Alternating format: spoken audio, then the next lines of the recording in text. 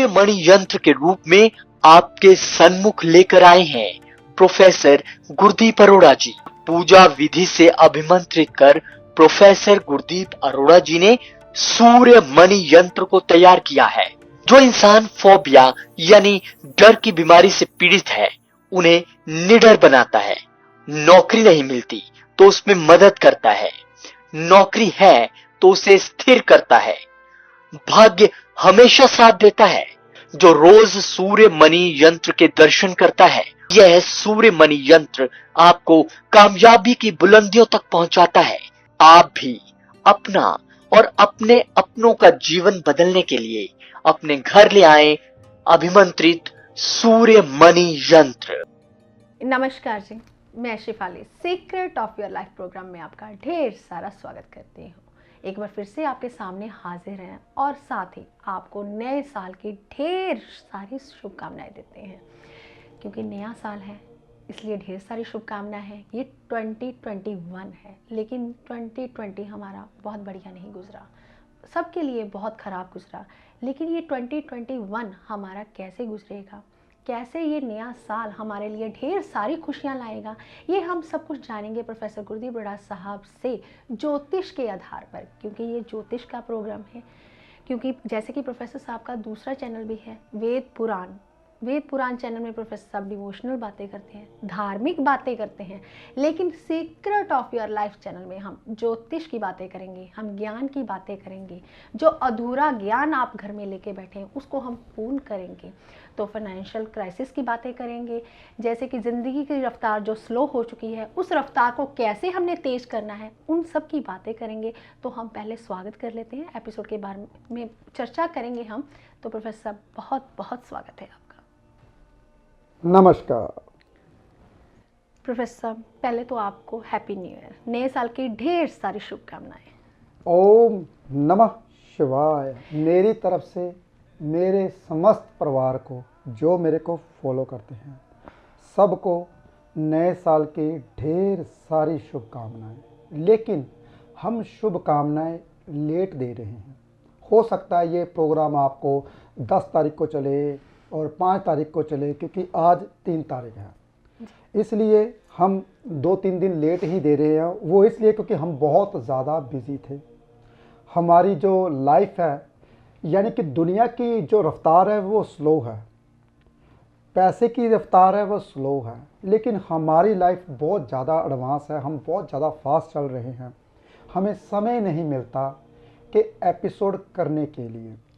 कोशिश करते हैं कि देखिए अभी भी समय नहीं था, अब शाम के 4:45 बजने वाले हैं, 5:30 बजे हम ऑफिस क्लोज़ कर देते हैं और हम एपिसोड करना शुरू किया। आधे घंटे का एपिसोड लगातार ही चलते, तो 5:15 बजे 5:30 बजे ख़त्म हो जाएगा। कल इसकी एडिटिंग होगी, परसों चलेगा, या 3 दिन 2 दिन एडिटिंग के भी लग जाएंगे। लेकिन कोशिश करते हैं कि आपको जो हमारे भीतर का ज्ञान है, जो क्या होने वाला है, ग्रहों की स्थिति क्या चल रही है, उसके बारे में हम सबको बताते हैं। जैसे कि पिछली जब 2020 आया ही था, ऐसे ही जनवरी को मैंने एपिसोड किया था। शेफाली जी ने पूछा ये 2020 है भाई, 20 अब तो 2021 आ गया, लेकिन पिछला 2020 था। मैंने बोला था ये राहु का है जी, या तो एकदम से पूरी दुनिया को ख़त्म कर देगा, डाउन कर देगा, या एकदम से ऊपर चढ़ा देगा। तो ये राहु का था। राहु ने कैसे किया, डाउन किया, मैंने पहले से बता दिया था। वो जनवरी का आप देख लीजिए, 2020 का जो नया एपिसोड आया था। और अब 5 बुध का अंक है। अब नए बिजनेस आएंगे, नई खोज चलेगी, नई बातें होंगी, प्लान बनेंगे। ये 2021 में बनेंगे, क्योंकि ये बुध का है, दिमाग को घुमाता है, अनसेस्ट्री दिमाग को घुमाता है। लिटिगेशन लगेंगे किसी के ऊपर, क्या पता किसके ऊपर लग जाए। जिसका बुध खराब होगा उसके ऊपर लगेंगे, जिसका बुध बहुत अच्छा होगा वो नई खोज करेगा। वो अलग अलग प्रभाव। लेकिन देखते हैं शेफाली जी आज कौन सा क्वेश्चन लेकर बैठे हैं, उसका जवाब मैं आज साइंटिफिक रीजन से आपको दूंगा। जी प्रोफेसर साहब, ये न्यू ईयर का हमने एपिसोड इसलिए लेट कर दिया क्योंकि बहुत सारे आपने बताया कि मेरा जो स्केड्यूल है बहुत बिजी रहता है। तो स्केड्यूल तो बिजी रहता ही है, आपको पता है कि हमारा एक और चैनल है वेद पुराण, तो हम उसमें बिजी हो जाते हैं क्योंकि सुबह सुबह उठते हैं तो उसमें हमारा समय निकल जाता है। तो अपना ये सीक्रेट ऑफ योर लाइफ का चैनल हमारा थोड़ा सा पीछे रह जाता है, इनकी बातें थोड़ी सी पीछे रह जाती हैं। तो प्रोफेसर साहब ये न्यू ईयर का एपिसोड हमने इसलिए भी लेट हो गए क्योंकि लोगों की अभी विशेज़ जो है वो भी पूरी नहीं हो रही थी, क्योंकि आपके पास 4 नंबर है, तो चारों नंबर पे रोज़ाना की जो हमारी डिटेलिंग है वो भी पूरी नहीं हो रही है, सबको थैंक यू करना, सबको विशेस भेजनी, तो स्केड्यूल इतना बिजी है। तो प्रोफेसर बात आती है कि 2021 हमारे लिए कैसा रहेगा। तो 2021 में बात तो आती है प्रोफेसर पैसे की, फाइनेंस की। तो अगर पैसा है तो कहते हैं कि हमारे आज की डेट में 90% काम तो पूर्ण हो जाते हैं, तो बिजनेस अच्छा नहीं चल रहा। तो कहीं ना कहीं कुछ जोशियों का कहना है कि यहाँ पे जो शुक्र देव मैटर करते हैं, शुक्र देव इसको रिप्रेजेंट करते हैं पैसे को लेकर। लेकिन प्रोफेसर साहब आप क्या कहेंगे कि कौन सा ग्रह सारी ज़िंदगी, कई बार ऐसा होता है कि सारी ज़िंदगी जो इंसान मेहनत करता है फिर उठता है फिर डाउन हो जाता है, एकदम से ऊपर आता है फिर नीचे आ जाता है, यानी कि फाइनेंशियल क्राइसिस की प्रॉब्लम रहती है, उसके लिए रिप्रेजेंट करता है शुक्र देव। लेकिन आप क्या कहना चाहेंगे कि जो फाइनेंशियल दिक्कत का कारक है वो कौन सा ग्रह है? शेफाली जी, पैसा, एक बात ज़िंदगी में याद रखिए जी हम साइंटिफिक रीज़न वाले एस्ट्रोलॉजर हैं, तुक्केबाजी वाले एस्ट्रोलॉजर नहीं हैं। जी बिल्कुल। जो तुक्केबाजी वाले एस्ट्रोलॉजर है ना, वो पता क्या बोलेंगे, शुक्र से पैसा आता है। अरे भाई, शुक्र से आपकी सुंदर चीज़ें आती है, सुंदर घर, सुंदर गाड़ी। पैसा तो सिर्फ एक ही ग्रह देता है, गुरु। अगर गुरु आपका अच्छा है तो पैसा आएगा ही आएगा, अगर गुरु खराब है तो पैसा नहीं आएगा। लेकिन गुरु अच्छा है, देखिए तो मैंने गुरु का नाम ही क्यों लिया। हमेशा जिंदगी में याद रखिए, सरस्वती माता ही लक्ष्मी माता के पीछे बैठी होती है। अगर ज्ञान नहीं होगा तो लक्ष्मी नहीं आएगी, पहले ज्ञान फिर लक्ष्मी। तो गुरु बृहस्पति ज्ञान देता है, ठहराव देता है शनि। तो जब तक ये दो चीज़ें नहीं होगी तब तक आपके पास पैसा नहीं आएगा। शुक्र लग्जरी देता है, शुक्र की लग्जरी लाइफ। शुक्र की उम्र भी कितनी होती है पता है आपको? कितने साल की उम्र होती है? 25 साल से लेकर 27 साल तक ये शुक्र की उम्र होती है, तो निकल जाती है। लेकिन गुरु की उम्र शुरू से ही शुरू हो जाती है 16 साल से लेकर 22 साल तक। तो ये फिर गुरु ही आपको ज़िंदगी चलाता है शुरुआत। और आपको पता है, जब बच्चा माँ के पेट में होता है, जब जैसे ही 7वां महीना या 6ठा महीना ख़त्म होता है, 7वां महीना शुरू होता है, तो गुरु आप माँ के पेट में अंदर आ जाता है और ज्ञान देना शुरू कर देता है। वो ज्ञान 2 महीने लगातार बच्चा लेता है, जैसे ही माँ के पेट से बाहर आता है वो ज्ञान भूल जाता है, अंदर की बातें अंदर ही भूल जाता है। वही ज्ञान 16 साल की उम्र के बाद लेना शुरू करता है। लेकिन उस वक्त कहते ना, आग की उम्र होती है, कहते अग्नि पृथ्वी वायु जल। ये मैंने आपको बताया था। आग की उम्र कौन सी होती है? जैसे बच्चा पैदा होता है 7 साल वायु के होते हैं। बच्चा कहता है पापा ये क्या, मम्मी ये क्या, ये क्या है, ये गाड़ी, ये बुआ, ये मासी। उसका असर कब तक रहता है? 14 साल तक, 7 साल तक आगे। उसके बाद आती है अग्नि, 14 साल से लेकर 21 साल तक। बच्चा ज़िंदगी में जो गलत काम करता है 14 से 21 साल तक ही करता है। उसका असर कब तक रहता है? 28 तक। यानी कि ज़िंदगी में जितने भी बुरे काम करता है इंसान 14 साल से लेकर 28 साल के भीतर ही करता है, आग का। तो आग में ज्ञान नहीं लेता, फिर वो ज्ञान लेता है 36 साल के बाद। देखिए बहुत गहरी बातें, मेरी बातें थोड़ी सी ऊपर निकल जाती है आपके, लेकिन ज्ञान अगर आएगा तो फिर कभी ऊपर से नहीं जाएंगे। इसलिए जिसके पास बृहस्पति का ज्ञान है, पैसा उसी के पास ही रहता है। शुक्र आपका मटेरियल देगा, कौन सा? आपकी गाड़ी, वो कभी भी बिक सकती है। आपकी कोठी, वो कभी भी बिक सकती है। आपके पास जो धन दौलत है वो कभी भी जा सकता है। ये शुक्र देता है, जो आता है जाता है। जो बृहस्पति देता है वो ज़िंदगी भर नहीं जाता। जैसे कि मान लीजिए, चलो मेरे पास पैसा बिल्कुल भी ना हो, बहुत ध्यान से सुनने वाली बात है, लेकिन मेरे पास बृहस्पति है, ज्ञान है, मैं शमशान में जाकर बैठ जाऊं, लोग मेरा पीछा नहीं छोड़ते। क्यों नहीं छोड़ेंगे? पैसा मेरे पास ज़िंदगी भर ख़त्म नहीं होगा, बुढ़ापे तक मेरे को पैसे की तंगी नहीं आएगी। क्यों नहीं आएगी भाई? क्योंकि मेरे पास ज्ञान है। फिर भी मैं बोलता हूँ सबको, मेरे को ज्योतिष नहीं आती भाई, ज्ञान नहीं है, लेकिन लेने की कोशिश करता हूँ। लेकिन जिसके पास ज्ञान है, लक्ष्मी उसका पीछा नहीं छोड़ती। तो इसलिए बृहस्पति से ही पैसा आता है। मैं तो साइंटिफिक रीजन वाली बात करूंगा, मैं तुक्कबाजी वाली बात नहीं करता शेफाली जी। जी जब तक आपके पास ज्ञान नहीं है तब तक लक्ष्मी नहीं टिकेगी। जी प्रोफेसर, अगर हम हॉरोस्कोप की बात करें, कुंडली की बात करें, तो 7 ग्रह, 12 राशियाँ, 9 ग्रह, यहाँ आजकल राहु केतु को भी मिला लिया गया, तो 9 ग्रह 12 राशियाँ, कहीं ना कोई चीज़ को ये ग्रह रिप्रेजेंट करते हैं। यानी कि आपने एक एपिसोड में बोला था कि अगर आपकी कुंडली में 3 ग्रह अच्छे हों तो सारी कुंडली अच्छी हो जाती है।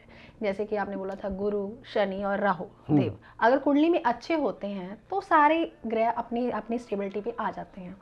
तो प्रोफेसर, अगर गुरु ग्रह इतना ही मैटर करता है, आपने बोला कि ज्ञान के पीछे लक्ष्मी का वास होता है, तो जब गुरु की दशा आती है आप उसको खराब क्यों कहते हैं फिर? शेफाली जी फिर वही बात आ गई, अभी बता के गया हूँ। जी गुरु ज्ञान देता है, आज तक कोई इंसान ज्ञान लेना ही नहीं चाहता। जी बिल्कुल। अगर ज्ञान लेना शुरू कर दीजिए, मैं गारंटी देता हूँ बृहस्पति की दशा कभी भी बुरी नहीं जाएगी। जी बात आ गई वही, आज सुबह का एपिसोड हुआ था कि आस कह रही है श्वास से, धीरज धरना सीख, मांगे बिन ना मोती मिले, बिन मांगे मिले ना भीख। तो वही बात आ गई ना फिर। तो कहते हैं बृहस्पति क्या है? ज्ञान। शनि क्या है? धैर्य। जी जब तक धैर्य और ज्ञान नहीं होगा तो इंटेलिजेंस राहु की नहीं चलेगी। जी ये राहु, शनि और बृहस्पति, अगर तीनों ग्रह में से एक ग्रह भी आपका अच्छा है तो आप कामयाब हो जाओगे। जी प्रोफेसर साहब, आपका ये कहना है कि अगर कुंडली में कहीं ना कहीं बृहस्पति देव अच्छे हैं तो हमें फाइनेंस की कभी दिक्कत नहीं आती। तो मान लीजिए कि बृहस्पति कौन से घर में अच्छे होते हैं और कौन से घर में बुरे होते हैं, और अगर इन घरों में खराब होते हैं, जिन जिन घरों के बारे में आप बताएंगे, तो उन घरों के उपाय भी चाहिए, क्योंकि न्यू ईयर है तो न्यू ईयर का गिफ्ट तो भी हमें चाहिए ना। ओह नमः शिवाय। शेफाली जी, बृहस्पति कभी भी अपने घर में बैठे हुए अच्छे नहीं होते। मैंने बृहस्पति को ही क्यों चुना कि पैसा किससे आता है? बृहस्पति से। कैसे, क्यों? पहले तो साइंटिफिक रीजन से समझा दूं। दूसरे घर का कारका है बृहस्पति। दूसरा घर हमारे संचित धन का होता है। तो हमारे जितना भी संचित धन है, बैंक बैलेंस है, ये दूसरे घर से आता है। तो कारका कौन हो गया? बृहस्पति। तो शुक्र तो वहां कहां से आ गया शेफाली जी? जी बिल्कुल, मैं साइंटिफिक रीजन की बात करता हूँ। जी। पंचम घर है हमारी औलाद का, लॉटरी का, प्यार का और पिछले जन्म का भी होता है। जी बिल्कुल। तो पंचम घर का कारका कौन है? बृहस्पति। जी। 9वां घर है हमारा भाग्य का। भाग्य कैसे जागेगा? बृहस्पति अच्छा नहीं होगा तो, धर्म कर्म के काम नहीं करोगे तो भाग्य नहीं जागेगा। तो 11वां घर हमारी आय का, इच्छाओं की पूर्ति का, तो उसका कारका कौन है? बृहस्पति। बृहस्पति। लड़कियों के लिए 7वां घर का कारका है बृहस्पति। तो देखिए 5 घर तो बृहस्पति के हो गए।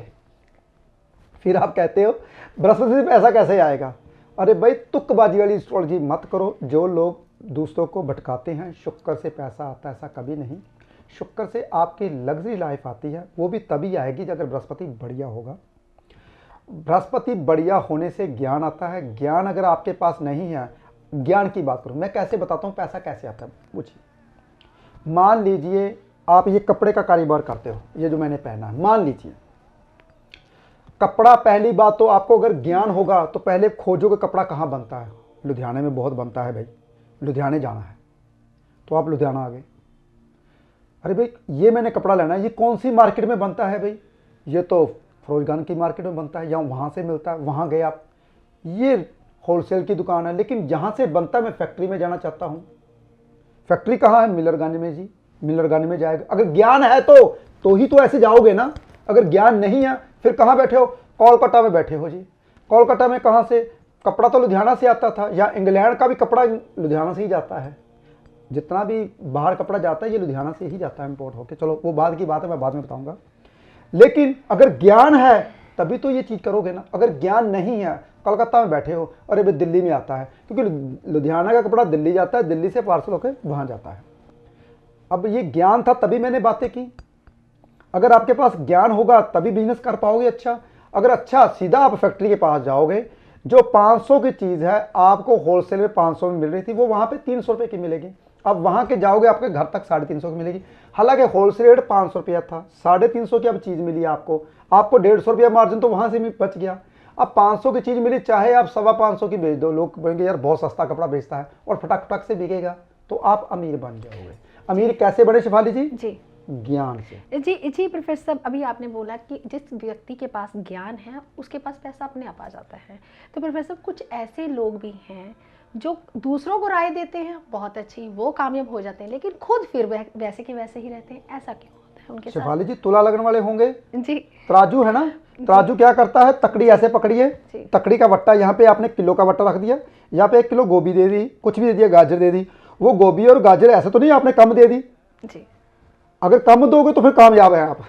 तो तराजू ऐसे कभी नहीं करता, वो क्या करता है, नीचे गिराता है, कम से कम 150 मिली ऊपर ही देता है, 100 ग्राम ऊपर ही देता है। तो अपना बट्टा उसका ऊपर होता है, दूसरों को राय देगा बहुत अच्छी, खुद के लिए कामयाब नहीं होगी। ऐसे लाखों है, किसी की तुला राशि होगी, किसी का तुला लग्न होगा। कई दफ़ा ऐसा भी होता है जो सिर्फ राय देने वाले होते हैं, आप खुद कुछ नहीं करते, दूसरों को करवाते रहेंगे, वो कामयाब होते रहेंगे, खुद ऐसे बढ़ना यार अगर मैं कर लेता तो अच्छा होता जी। बाद में पछताते हैं। जी, आप कहना चाहते हैं फिर प्रोफेसर, जितने भी ऐसे लोगों के साथ होते हैं वो कंसल्टेशन का बिजनेस खोल सकते हैं फिर? शेफाली जी, बिजनेस, इंसान कभी भूखा नहीं मरता। जिस इंसान के पेट लगा हुआ है ना जी, ये पेट भगवान ने भरना ही भरना है जी। वो पेट कैसे भरना है आपने, आप घर में बैठ जाइए, मम्मी पापा आपको रोटी खिला देंगे जी, बिल्कुल। अब कुछ मत कीजिए, कोई और होगा यार इसके पास रोटी नहीं है, चलो इसको पैसे देते हैं रोटी खाएगा।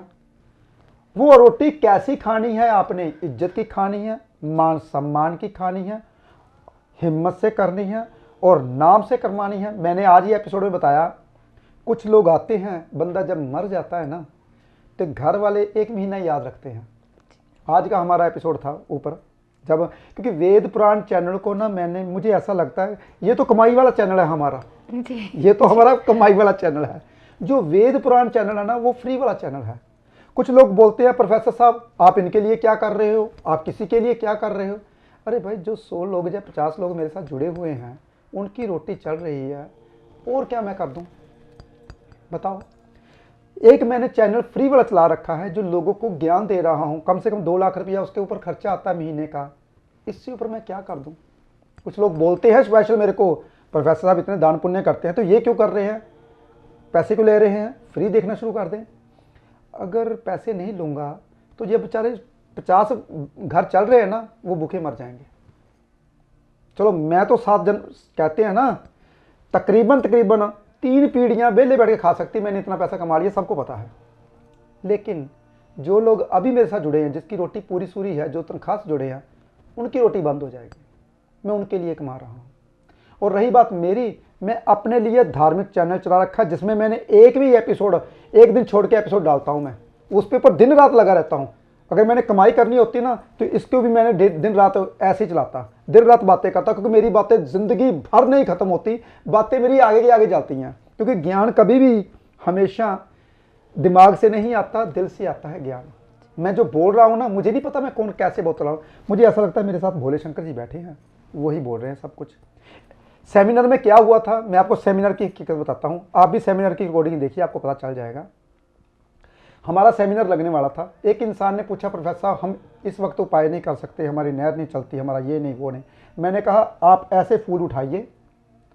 उससे पहले मैं ये बोल के गया था, मैं कहा मेरे पास भोले शंकर जी बैठे इस चेयर के ऊपर, वो ही सब कुछ बताते हैं, मैं कुछ नहीं बताता। फिर बाद में मैंने क्या बोला उस फूल को पकड़ के, मैंने कहा जो भी जहाँ भी होते हो आप दिल से बोलिए, हे भोले शंकर मैं आपके ऊपर फूल अर्पण कर रहा हूँ।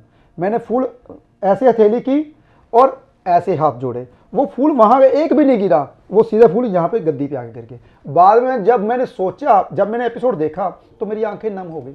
मैंने कहा भोले शंकर कहते मैं वहाँ नहीं बैठा था, मैं तो यहाँ बैठा हुआ था।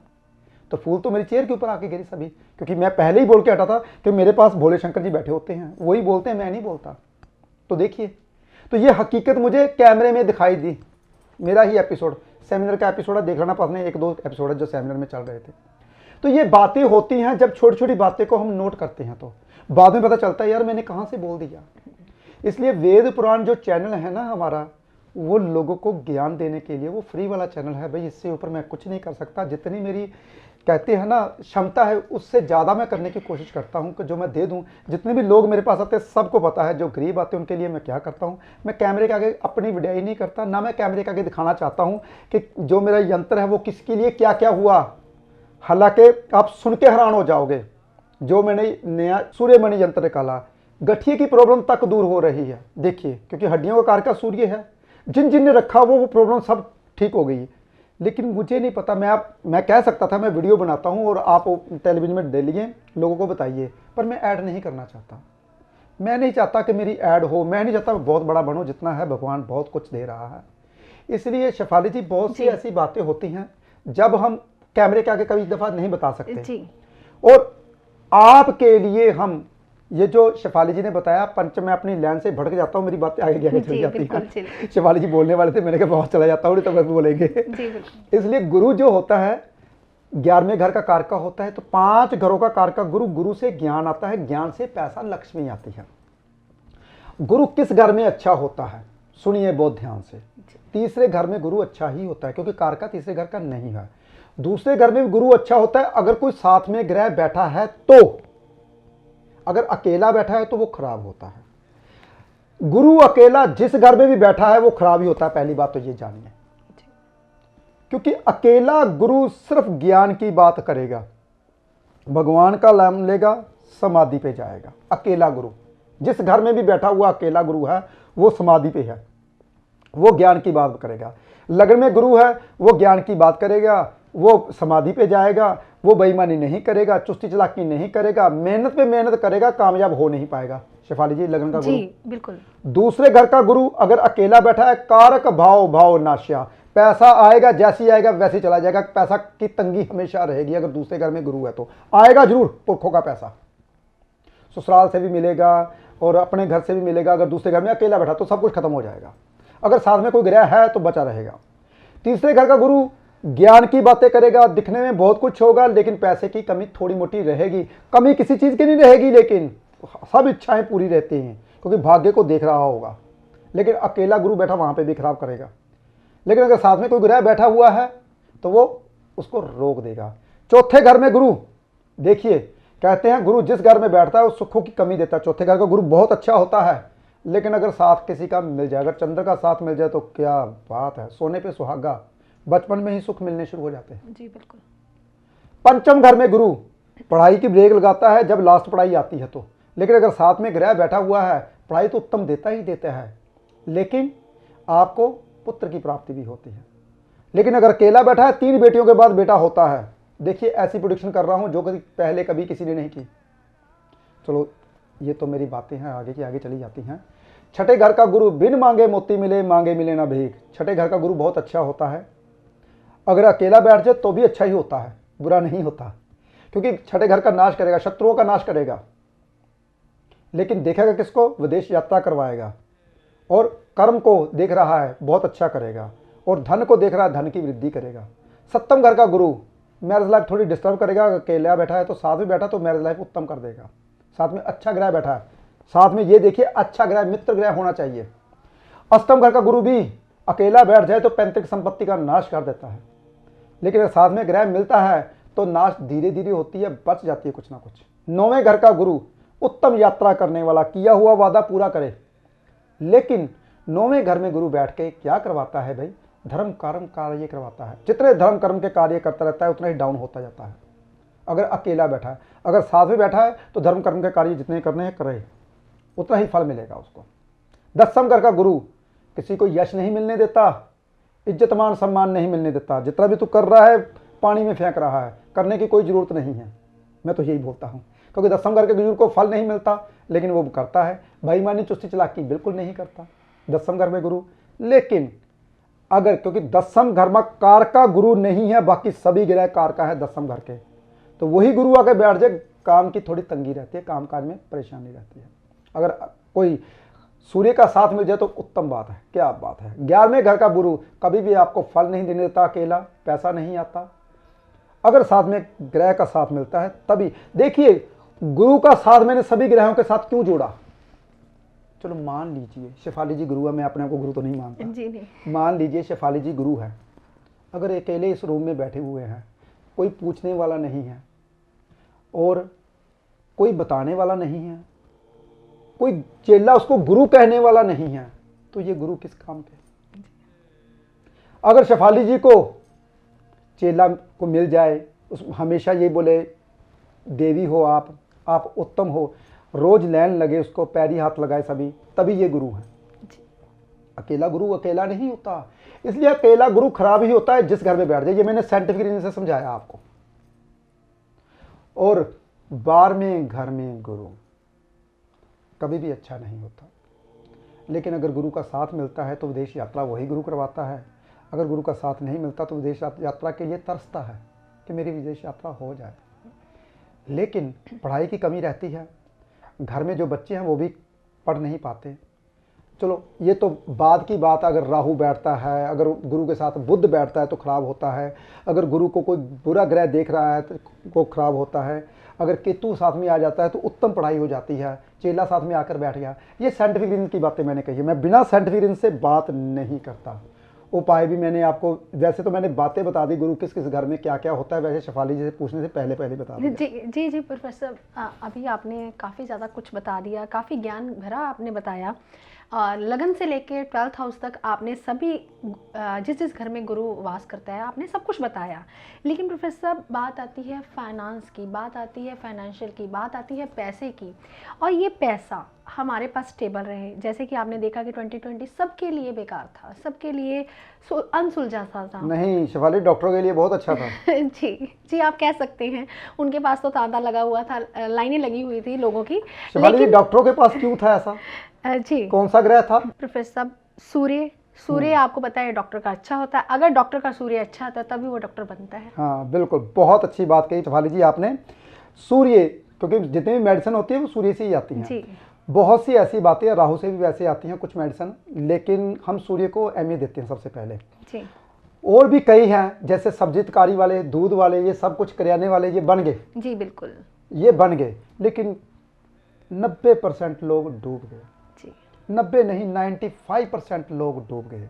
चलो उनके बारे में बातें बाद में करेंगे, क्योंकि पीछे से इशारा आ गया, 3 मिनट रह गए। शेफाली जी का क्वेश्चन अभी अधूरा है। जी प्रोफेसर, आज आपने काफ़ी अच्छी प्रेडिक्शन की। आज काफ़ी दिनों बाद आपने ज्योतिष की बात की, बहुत सारी ज्ञान की बातें की। आपने लगन से लेके 12th हाउस तक आपने बताया कि जिस जिस घर में गुरु ऐसा है तो उसका फल ये होगा। और आज मुझे लगता है कि सभी लोगों ने अपनी कुंडलियाँ खोल ली होंगी, देख लिया होगा कि मेरा तो जी 1st हाउस में है, मैं ऐसा ही हूँ, मेरा 3rd हाउस में मैं ऐसा हूँ, मेरा 7th हाउस में मैं ऐसा ही हूँ।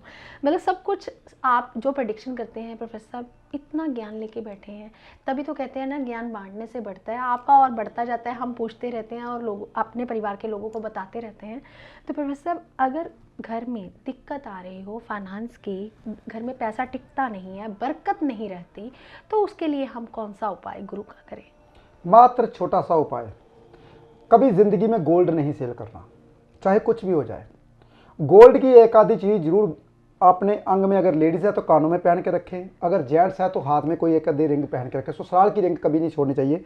सूर्य की जो रिंग होती है ना, ये उंगली, इसमें पहन के रखें आप। रिंग फिंगर जो होती है, हमेशा ससुराल रिंग फिंगर में क्यों पहनाते हैं? क्योंकि ये हार्ट की रिंग होती है जी।